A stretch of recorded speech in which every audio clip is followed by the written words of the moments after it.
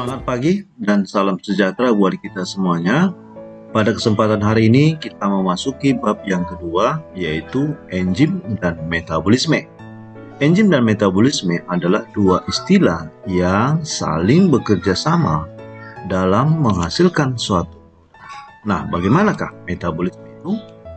Metabolisme adalah reaksi-reaksi kimia yang tujuannya mengubah zat-zat untuk menghasilkan energi maupun memerlukan energi yang berlangsung di dalam sel tubuh. Metabolisme ini antara lain ada istilah katabolisme atau disimilasi, yaitu reaksi penguraian senyawa kompleks menjadi senyawa yang lebih sederhana. Menghasilkan energi disebut dengan eksergonik. Contohnya dalam peristiwa respirasi, baik itu respirasi aerob maupun respirasi anaerob. Yang kedua adalah anabolisme atau disebut dengan asimilasi. Anabolisme ini adalah proses penyusunan zat anorganik menjadi zat organik atau senyawa yang kompleks.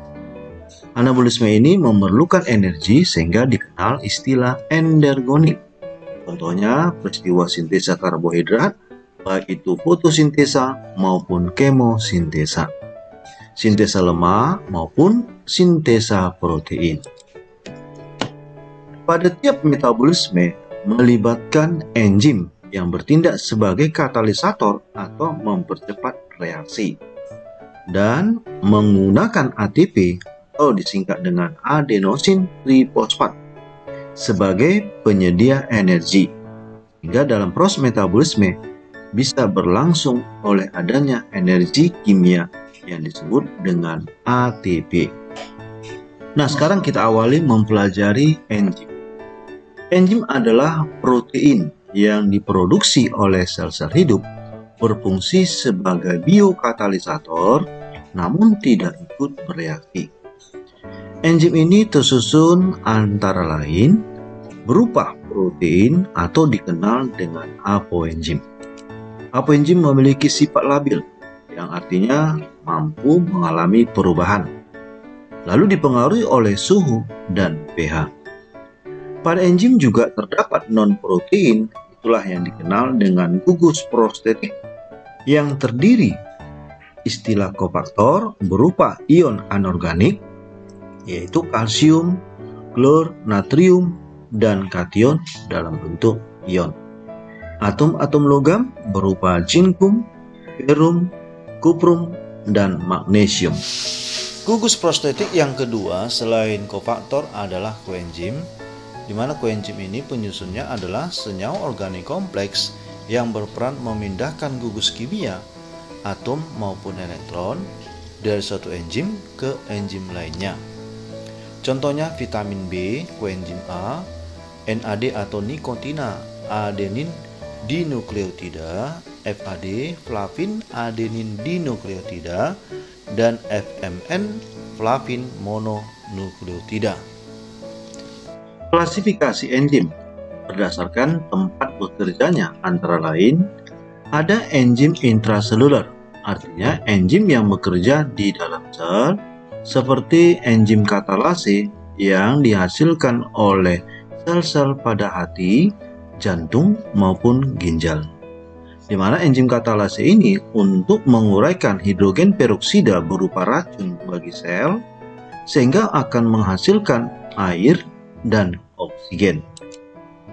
Yang kedua, enzim ekstraseluler, artinya enzim yang bekerja di luar sel, seperti enzim pencernaan, yaitu enzim pepsin, renin, dan lipase.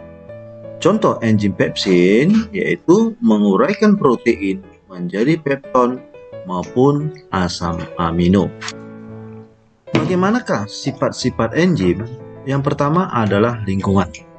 Lingkungan sangat mempengaruhi sifat enzim karena enzim itu berupa protein.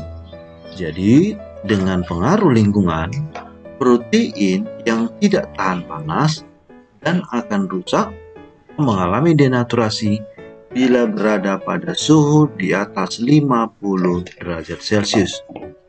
Yang kedua, enzim bekerja secara spesifik. Artinya, bisa bekerja sesuai dengan substrat tertentu. Contoh amilase atau butialin, mana enzim ini berupaya menguraikan amilum menjadi maltosa. Yang ketiga, katalisator, yaitu mempercepat laju reaksi dengan cara menurunkan energi aktivasinya. Yang keempat, dapat digunakan berulang kali karena tidak ikut bereaksi. Sedangkan yang kelima, diperlukan dalam jumlah sedikit, mampu melakukan reaksi kimia. Lalu yang keenam, dapat bekerja bolak-balik atau bersifat reversibel. Nah, sekarang perhatikanlah pengaruh enzim untuk menurunkan energi dalam melangsungkan suatu reaksi kimia. Tampak dua grafik, yaitu grafik A atau grafik yang pertama, yaitu grafik yang membutuhkan energi besar. Sedangkan grafik yang kedua adalah menunjukkan energi yang lebih sedikit dalam menghasilkan suatu produk. Energi yang besar adalah menunjukkan reaksi tanpa melibatkan enzim sebagai katalisator. Sedangkan grafik yang di bawahnya adalah grafik yang melibatkan enzim sebagai katalisatornya. Nah, inilah menggambarkan sifat enzim untuk menurunkan energi aktivasinya. Berikutnya cara kerja enzim. Ada dua teori kerja enzim. Yang pertama teori kunci gembong atau key and lock, di mana bentuk sisi aktif enzim sangat spesifik sehingga substrat harus memiliki bentuk molekul tertentu yang sesuai. Nah, perhatikanlah analognya. Di bagian kiri adalah bentuk enzim, sedangkan yang di sebelahnya adalah substrat. Dan perhatikanlah sisi aktif, di mana sisi aktif ini adalah bagian sisi enzim yang berinteraksi atau bersentuhan dengan substrat. Lalu akan terbentuk kompleks enzim substrat dan menunjukkan arah panah bolak-balik. Nah, bisa ke kiri dan bisa ke kanan. Nah, selanjutnya lihat gambar di sebelahnya, bisa menunjukkan enzim ini melepas substratnya tadi sehingga menghasilkan produk, dan produknya ini menguraikan ya atau terurai ya. Sementara enzim tidak mengalami perubahan, itulah disebut dengan tidak ikut bereaksi. Namun yang mengalami perubahan adalah substratnya dan menghasilkan produk. Teori yang kedua adalah teori kecocokan induksi atau induced fit.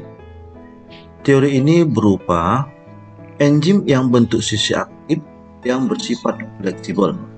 Sisi aktif enzim akan berubah saat enzim melingkupi substrat dan akan kembali seperti semula setelah produk terlepas. Nah, sekarang perhatikanlah ilustrasi kerja enzim teori kecocokan induksi. Nah, perhatikan berwarna abu-abu, inilah menunjukkan ilustrasi enzim, di mana sisi aktifnya tampak seperti ini, dan substrat yang berwarna hijau akan menuju ke bagian sisi aktif enzim.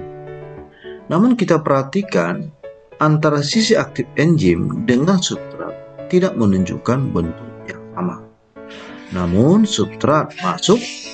Hal ini karena enzim bersifat fleksibel menyesuaikan bentuk dari substrat, hingga terjadilah enzim kompleks dengan substratnya dan akhirnya akan menghasilkan suatu produk, yaitu produk yang berwarna biru dan produk yang berwarna orange. Sementara enzimnya kembali memberi bentuk seperti semula. Seperti yang kita ketahui, enzim ini adalah sebagai biokatalisator, namun enzim juga bisa dihambat oleh zat lain. Itulah yang dikenal dengan inhibitor. Nah, inhibitor ini yang menghambat kerja enzim berupa senyawa kimia tertentu bisa menghambat kerja enzim spesifik, yaitu inhibitor irreversible, di mana ikatan inhibitor yang kuat dan tidak dapat terlepas sehingga enzim tidak aktif dan tidak kembali seperti semula. Nah, perhatikan gambar berikut. Perhatikan enzim yang berwarna kuning. Lalu dengan adanya irreversible inhibitor menyebabkan sisi aktif enzim berubah dan tidak kembali ke bentuk semula. Hal ini menyebabkan substrat yang berwarna orange tidak aktif atau tidak sesuai lagi dengan enzimnya. Maka inilah yang dimaksud dengan inhibitor irreversible. Yang kedua, inhibitor reversible artinya inhibitor yang melekat pada sisi aktif enzim dapat terlepas sehingga enzim dapat kembali aktif seperti semula. Dapat dibedakan yang A, inhibitor reversible kompetitif. Artinya, senyawa lain bersaing dengan substrat menempati sisi aktif enzim. Contohnya sianida yang bersaing dengan oksigen untuk berikatan dengan hemoglobin. Jadi jika di dalam tubuh terdapat atau banyak mengandung sianida, hal inilah menyebabkan tubuh kekurangan oksigen karena Hb telah berikatan dengan sianida. Sekarang perhatikanlah gambar enzim, substrat, dan penghambat. Nah, yang sebelah kiri adalah enzim. Pada umumnya, enzim akan berikatan dengan substrat yang sesuai dengan yang dibutuhkan oleh substrat berupa enzim. Namun, enzim berinteraksi dengan zat penghambat. Ketika zat penghambat berinteraksi dengan enzim, hal inilah membuat enzim tidak bekerja atau enzim tidak menghasilkan suatu produk. Ini artinya, jika penghambat ini berupa sianida yang menyebabkan oksigen tidak diikat oleh enzim, itulah berupa hemoglobin. Yang B, inhibitor reversible non-kompetitif, di mana inhibitor ini tidak bersaing langsung dengan substrat menempati sisi aktif enzim, namun menempati bagian lain dari enzim sehingga sisi aktif enzim utama tidak menerima substrat. Nah, perhatikan gambar bagian atas adalah menunjukkan substrat sesuai spesifik dengan enzim. Nah, ke sebelah kiri jenis inhibitor kompetitif, di mana ada zat lain yang berwarna pink menyebabkan substrat yang berwarna hijau tidak akan sesuai lagi dengan enzim. Itu namanya inhibitor kompetitif. Sedangkan yang di sebelah kanan bagian bawah, di mana inhibitor non-kompetitif, yaitu ada zat lain yang tidak berada pada sisi aktif enzim, menyebabkan sisi aktif enzim utama menjadi berubah, menyebabkan substrat tidak sesuai lagi dengan enzim spesifiknya. Nah, inilah yang dimaksud dengan inhibitor reversible non-kompetitif.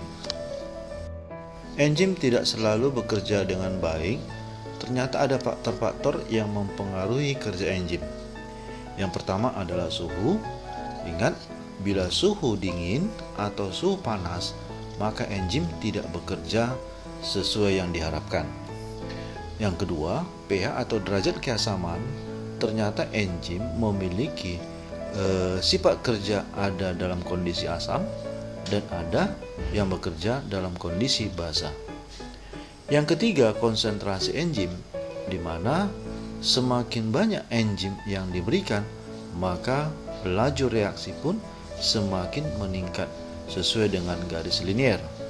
Sedangkan yang keempat adalah konsentrasi substrat, menunjukkan semakin ditambah substrat, maka kecepatan reaksi akan meningkat, namun tidak secara linier.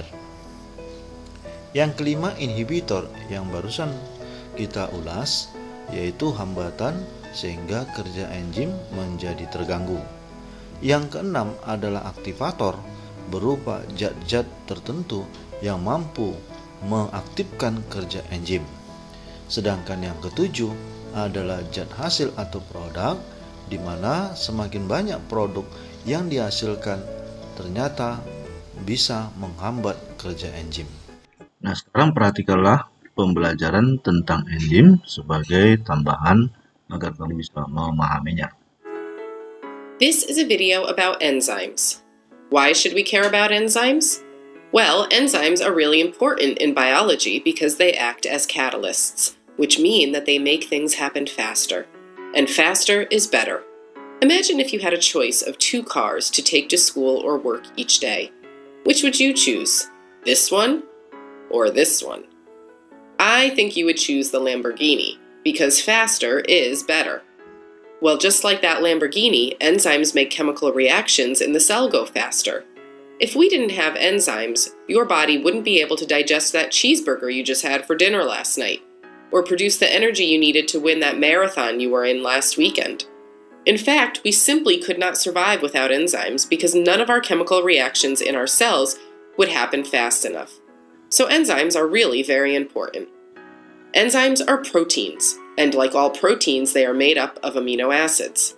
The sequence of those amino acids dictates how the enzyme will fold and what 3-dimensional shape or structure it will have.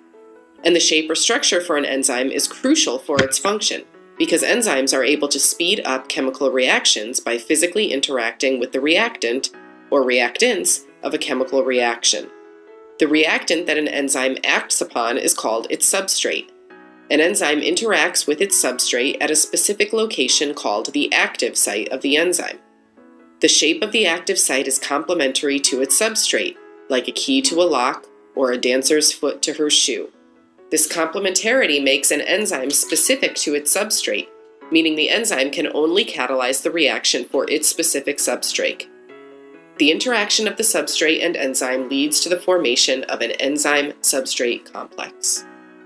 When a substrate interacts with the enzyme at the active site, the shape of the active site changes slightly to accommodate the substrate due to chemical interactions between the substrate and active site. This shape change allows the substrate to fit more tightly into the active site and is referred to as the induced fit model of enzyme-substrate interaction. Since enzymes are proteins, they are sensitive to the same environmental changes that affect protein folding, such as temperature or pH. All enzymes have an optimal range of temperature and pH at which they work best.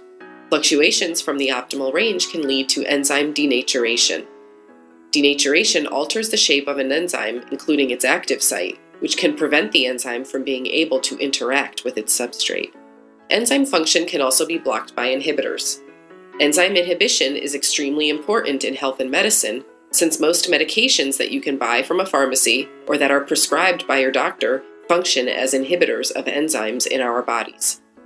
Enzyme inhibition falls into 2 broad categories: competitive inhibition and non-competitive inhibition. Competitive inhibitors resemble the normal substrate for the enzyme and bind at the active site of the enzyme. They therefore compete with the substrate for occupancy of the active site. An example of a competitive inhibitor is a family of drugs known as statins, such as Crestor and Lipitor, that are used to lower cholesterol levels. Statins function by competitively inhibiting an enzyme in the body that is required for the synthesis of cholesterol. Non-competitive inhibitors, on the other hand, do not resemble the substrate and do not bind at the active site. They bind the enzyme at an alternate location, but the binding of a non-competitive inhibitor alters the shape of the active site, preventing the substrate from being able to bind.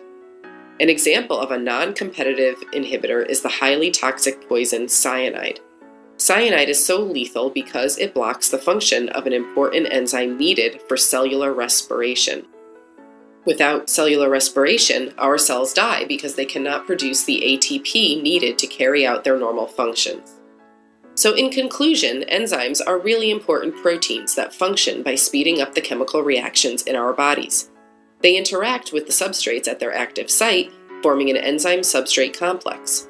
A large part of the world's pharmaceutical industry relies on the fact that enzymes can be inhibited. This inhibition falls into 2 broad categories: competitive inhibition, where the inhibitor competes with the substrate for binding to the active site, and non-competitive inhibition, where the inhibitor blocks enzyme function by binding at a site other than the active site. Demikianlah pembelajaran kita tentang enzim. Semoga pembelajaran ini bisa berguna bagi kita semuanya. Terima kasih.